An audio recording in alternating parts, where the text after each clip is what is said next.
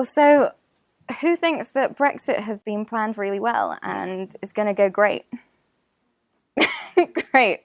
So I'm going to be talking not just about how to get shit done, but about the core principles that I think are important for an empowered developer or for a company to implement a new system. But before I go into how you should do that, I'm going to go into how you shouldn't. Now, I was going to try to come up with a nice diplomatic example, but I couldn't think of one that was really comprehensive, so I'm just going to tell you about something that happened to me. Anyone who knows me knows that I really love Scrum. I think Scrum's brilliant. I think Agile is really important. So when I went to a company and I signed up and I said, I think that Scrum's really great. Are you doing it? And they said no. I thought, wow, an exciting opportunity. I can help them do Scrum. This is going to be amazing. So I made some suggestions. I talked with my boss. I said, this is something that I could do for you guys, with you guys. And he said, okay, that sounds interesting. Didn't hear anything about it. Few days later, he comes into a meeting with everyone else and says, cool, guys, we are going to do Scrum now, and we've never done it before. And Fred over there is going to be the Scrum Master. Fred didn't know what a Scrum Master was. Fred wasn't entirely sure what Scrum was. So, of course, the next day we do stand-up. Stand-up goes okay. I have to tell them what stand-up is, but then it goes okay. And we keep going. Eventually we forget to do a stand-up, and no one really minds because they weren't entirely sure why we were doing it. That's okay. Anyway, we get to the end of the sprint and we start doing a meeting and we call it review. And no one knows what that means. So again, I explain to them what that is. And they start doing a sprint review. And that means looking over what they've done in the past sprint, which was 2 weeks long, and seeing whether or not they managed to get the stuff done that they committed to. So that goes well, and then we do retrospective, and it turns out that no one is happy. I'm not happy because no one has any idea what they're doing, and that means that we're not doing the right stuff. The people who are in charge of making sure that we are doing the right stuff aren't happy because they have no idea what the right stuff is. And so I stage a bit of a coup. I say, we should vote for someone who knows what they're doing. Now, I just so happen to be a certified Scrum Master. No one else is. So somehow the vote goes to me. Woo! But I also have no idea what I'm doing. I'm quite young. I've been a Scrum Master for a total of 1 week before this. And so I tried to get everyone engaged. I tried to make everyone motivated. And it kind of works. Again, people aren't always sure why we're doing stuff. And I'm terrible at explaining why we should be doing stuff. There are smart people out there who can explain this stuff. That's not me. So eventually, we get to the end of our sprint. It goes okay. We do another sprint. That goes okay. We just keep going. And eventually, we finish our project, and my boss says, cool, that was really good. We saw some real improvements.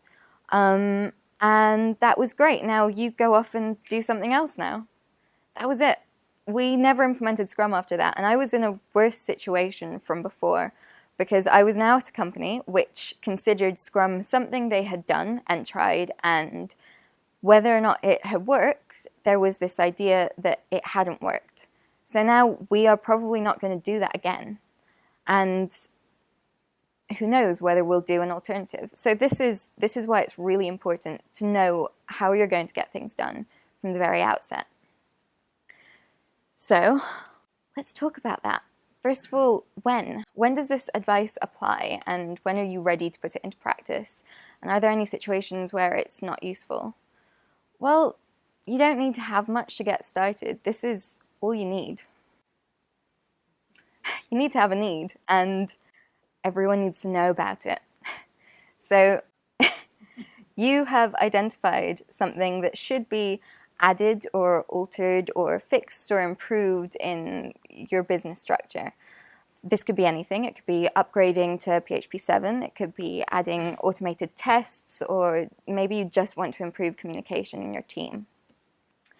So you've identified this pressing business or technical concern, and the people involved recognize this issue and support you, and you've all agreed that something has to be done. You personally have either the power or the influence to get the ball rolling, and that's really important. This talk isn't going to be about how to get your boss on board or how to get people to listen to you. You need to get there yourself, or maybe I can do another talk next time. But once you have that, there are some things that you need to do to be able to actually get shit done. So this is Bob. Bob's nice. He's going to walk us through the steps for getting shit done. These are Bob's friends. Bob's friends are also nice. But Bob isn't satisfied. Bob has decided that he wants more friends. Now, Bob has some deep-seated self-esteem issues. Bob doesn't think he's cool enough. He is convinced that being cooler will get him more friends. He's identified this need to be cooler, and he's the only person that can change that. So now what's he going to do? Well, first, he needs to figure out how he'll know when he's cool enough. This is what success looks like for Bob. Bob needs to have a vision of success, and so do you. Success should be precise, it should be concise. Everyone should have this shared picture of where you're working towards, and this picture should be reasonably adaptable to the changes of your circumstances, but comprised of all of the essentials. An MVP, minimum viable product, if you will. So in Bob's vision of success, he looks cool because he has 3 new friends, and it's a gender-balanced group, and they all think he's cool too. This is great. Without success, without a vision of success, you might trail off halfway through. You might, just not have the motivation or the purpose and stop somewhere along the way. But without the focus of success, even if you do get to the end, you might have random additions. It's very easy to go off track if you don't have this focus. And it leads to, just non-essential feature creep. Something gets added that isn't essential to the requirements, and you get this Frankensteinian creation that no one signed up for. And if you don't know what the end looks like, you might not realize when you get to the end. You might keep going. You might waste resources. These could be resources that you need to keep implementing the system, like you need developers on to keep upgrading your PHP, or you might take on more resources to prop up something which you haven't finished doing. And then anything else that it relies on, like time, it's not good. So the other thing that it gives you is just a point to measure by. You will be able to measure how far you are to your goal based on portions of success. You'll be able to measure, in Bob's case, friends. He knows that he wants 3 new friends, so with each friend he is 1/3 of the way towards success.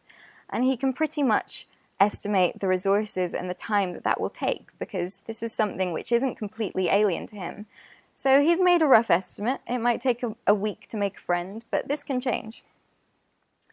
It's also important to recognize failure. This is Bob's worst case scenario. He's lost a friend.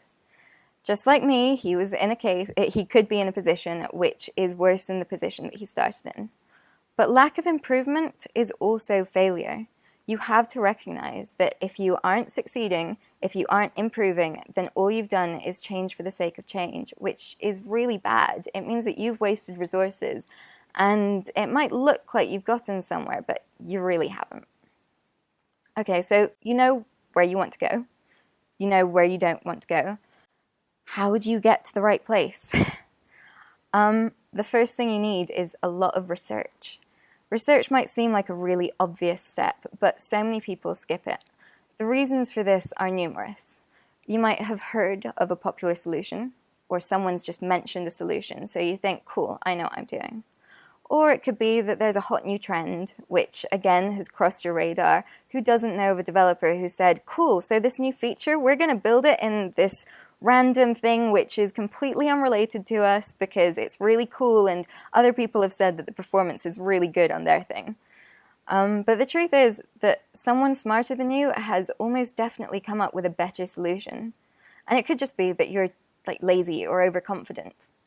Don't be. It's unnecessary.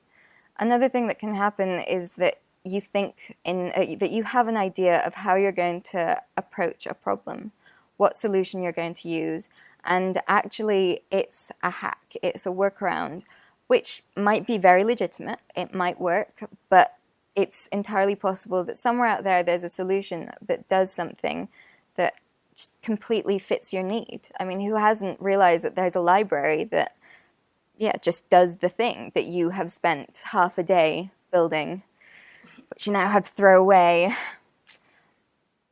But there's also pitfalls to doing research. You might Google something and suddenly the first thing that comes up looks really cool. It appears to have everything that you need.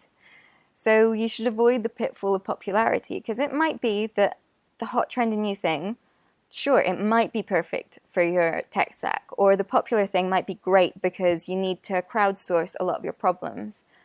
But although you might be right, you shouldn't rely on this. It's entirely possible that you're wrong. So always make sure that you do look into that and check what requirements you have that this might affect or might interact with. Research highlights all these things and it can really open up your options. So back to Bob. Bob has decided that the best way to look cool is a new outfit. Bob could not fail to make a good first impression in any of these fantastic outfits. I hope you'll agree. I designed them myself. They're amazing. Unfortunately, the dress, which is otherwise perfect for him, is just a bit too big in the chest area, and so it's not ideal for his situation. The purple suit on the side is also really good, but it's really popular, and although that's great, that's exactly the opposite of what he wants. He doesn't want to fit in, he wants to stand out, he wants to be something new and cool. So again, not great for him. But the suit on the middle it's bright, it's colorful, it's snazzy and unusual. Bob likes it.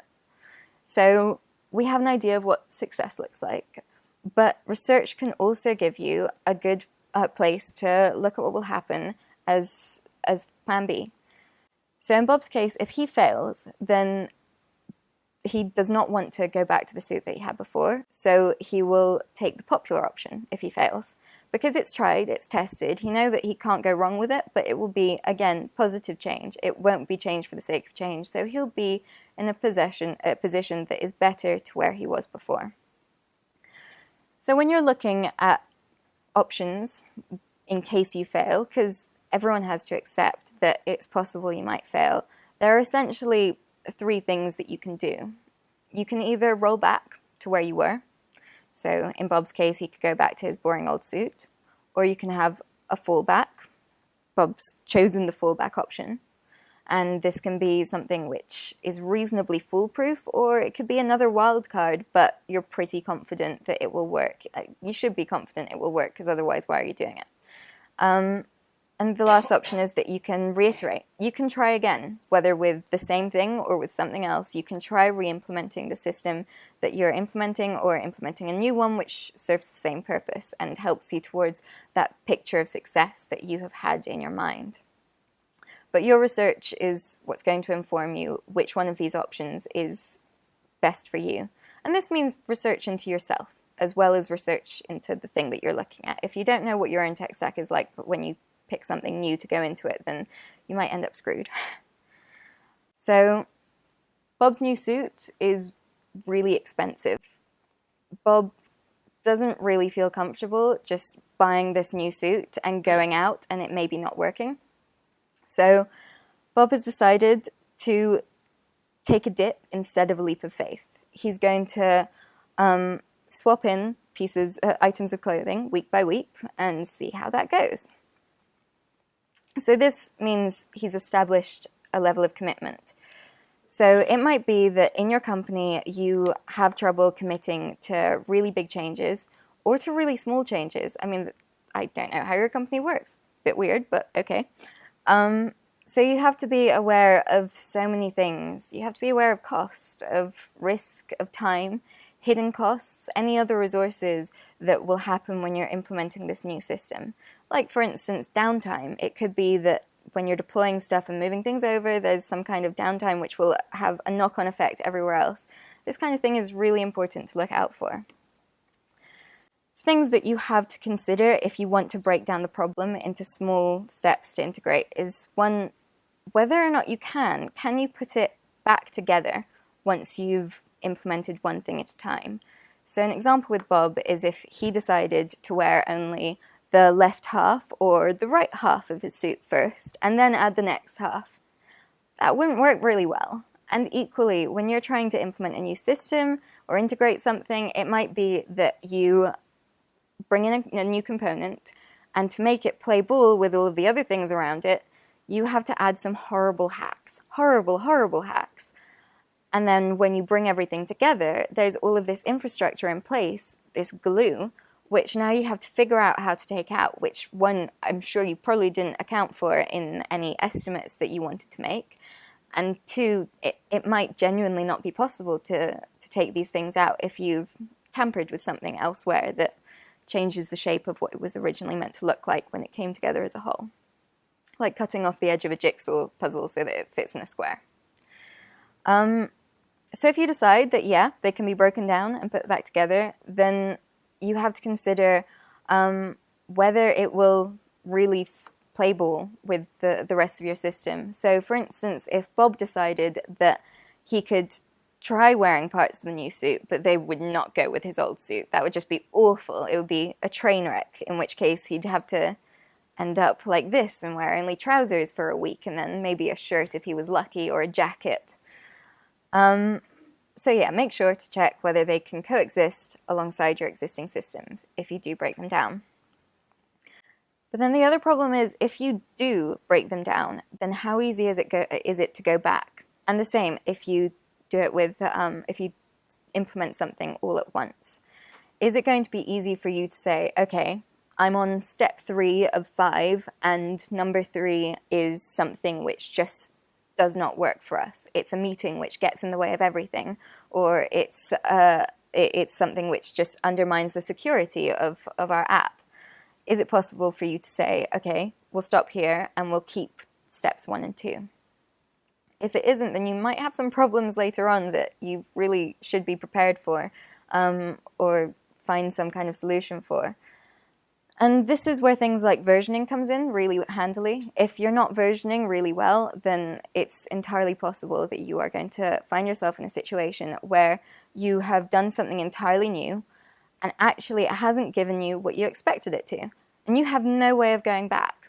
And whether this is documenting your old processes and your new processes and moving back to your old processes, or simply versioning and, I don't know, doing git undo all the things. Please make it go away. Just, yeah, take that into account. The last thing is, does it fit into your workflow? If you're doing something like Scrum, yay, then it might be really easy to implement things step by step, because you'll have an existing framework which encourages you to break these things down. If you're doing waterfall, then breaking things up and doing things step by step, then it just might not work, because you won't be able to assess whether or not it's worked until the end anyway, so it just won't make sense. But whichever one you choose, whether you want to take a leap of faith and just implement something fast, or whether you want to do it feature by feature, do whatever you can that will let you fail fast and fail well. That's your top priority always, because it means that you lose least time. Okay, so you know more or less what you have and what you want and how you're getting there.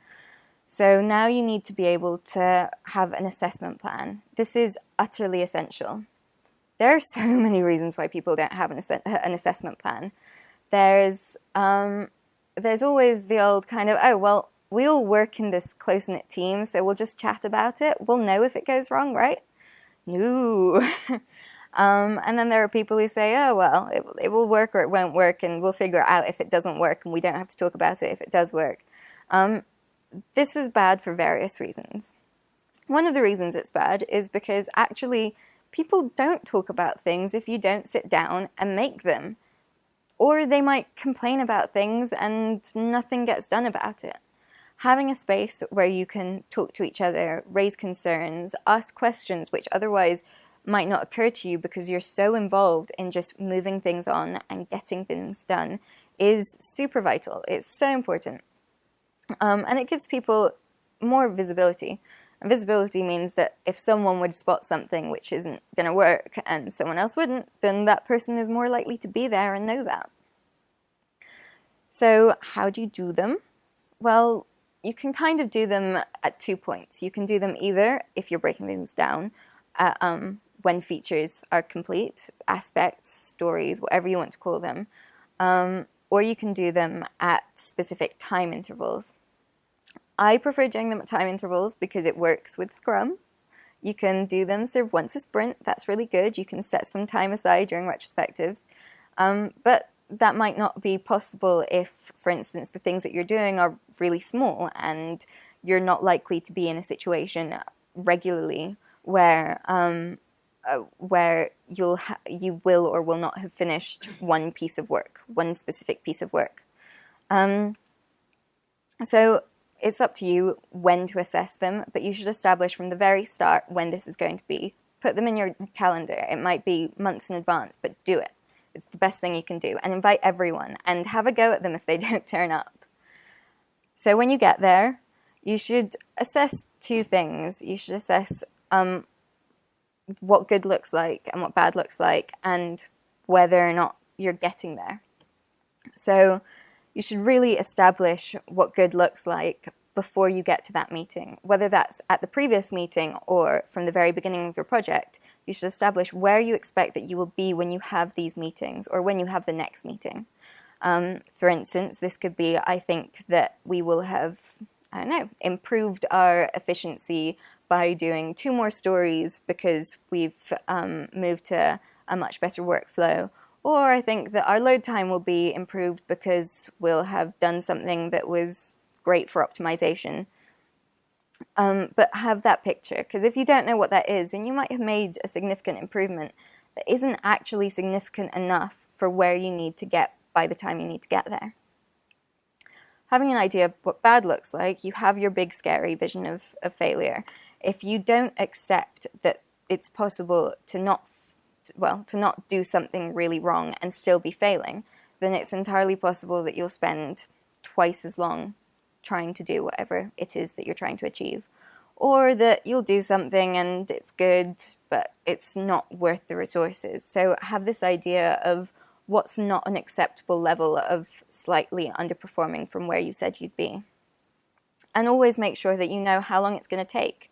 It could be that you thought that something was going to take a day, 5 weeks to do, and it's taking you twice as long, and you think that that's okay, maybe, but you're not sure. Look into that. Poke it. Check. Is this because there was an emergency, external, or is it because it really is just more complex and we didn't do proper research, in which case, do you need to reassess whether that's okay, whether that still fits your vision of success and will help you move there? And do you need to fail? Do you need to fail fast and fail often? It's the best adage and it's brilliant and it will help you get where you need to get with a better product every time. So what's Bob going to do?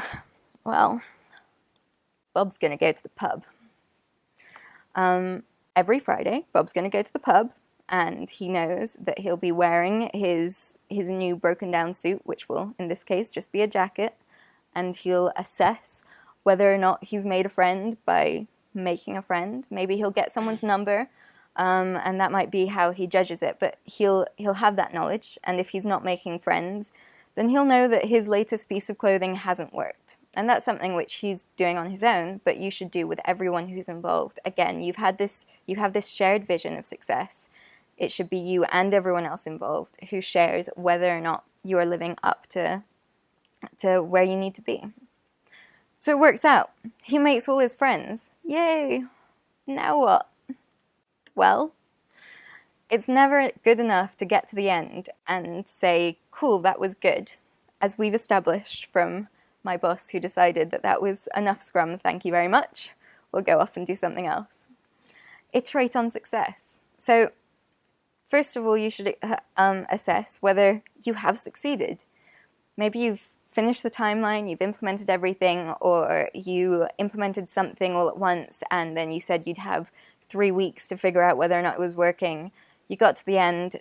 Does it look like what you thought it would look like? And is that enough? Does it look enough like it that it does, that it's worth it? So you identify if it matches your vision of success, and then you identify what does and doesn't work. So, I mean, that's fairly simple. When identifying what does and doesn't work, you have to look for various things. Is there anything that you had before that was taken away? If so, what's the best way to do that? Just keep thinking of ways that you can add things on, that you can take things away. If they aren't good enough, if they're taking up too many resources, always work on that. And it might be something that's entirely new. You might never have done anything like this before. Research it again if you want to. Research and see whether other people have had more success than you have.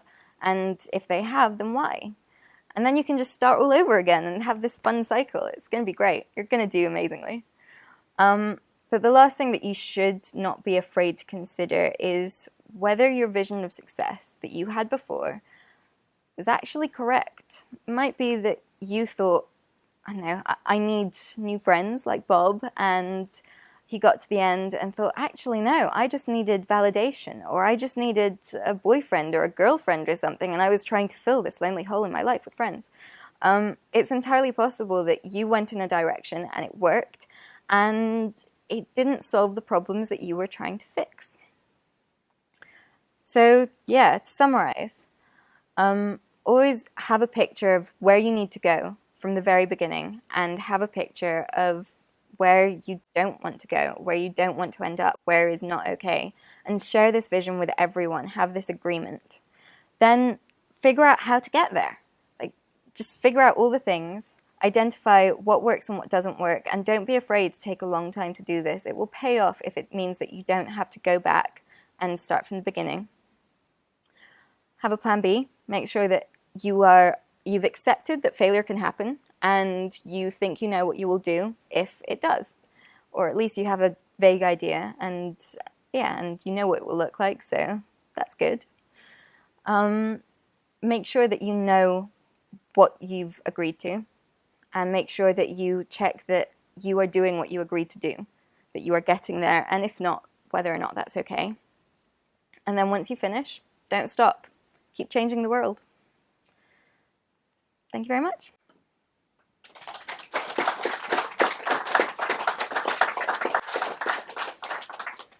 Questions? Lee.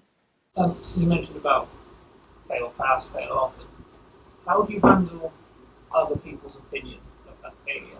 Because it's unusual for an engineering team or developers to work in isolation. You spend 4 weeks working on something and you say, learned something from this, but that's a failure. People are going to start forming opinions. You have to deal with that before. I think everyone's had to deal with that in their life at some point or another. They get to a point where things aren't working, and that, like, no one was prepared for that. I suppose that's really what this talk is for. It's about making sure that before you start doing this, everyone has accepted that you can fail. It's a reality of life. You go out, you try things, and they don't always work. It would be much easier if we were scientists, where not failing just means that you've proved another way it doesn't work. Yay! Or disproved a way that something works. That's also good. But yeah, so I think so long as you establish this from the very beginning, then you at least have the moral high ground of being able to say, actually, you said that that was okay. You said that you knew that might happen. Yeah. So I think that's how you'd handle people thinking that failure is a bad thing. Any more questions? If I want more friends, what clothes should I buy? No, buy the snazzy disco outfit at the beginning. That is one of the reasons I chose Bob as an example. I just wanted to be able to include 2 pictures. 1, a picture of lots of people drinking beer, and 2, someone in a disco outfit. So I think I succeeded. Cool. Well, yeah, if anyone has questions about something that they're thinking of trying to implement in their current business or something they've come up against, then yeah, go ahead and ask me at some point during breaks. Brilliant. Well, thank you very much. Thank you.